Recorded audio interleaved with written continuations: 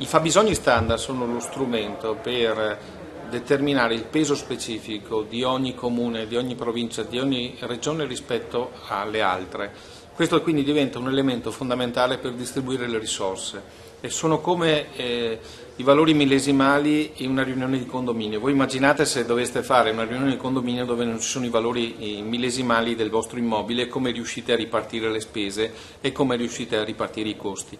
Ecco, questi sono i fabbisogni standard.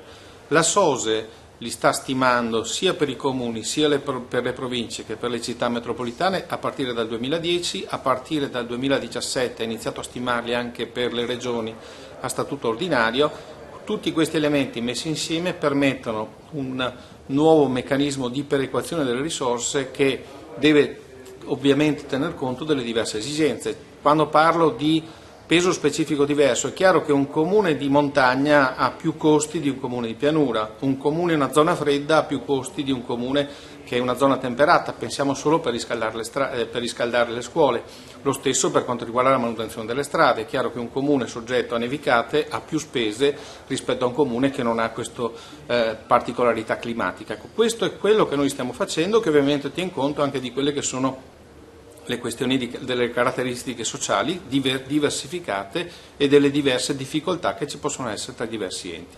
Ai fini perequativi i fabbisogni standard vengono confrontati con le capacità fiscali.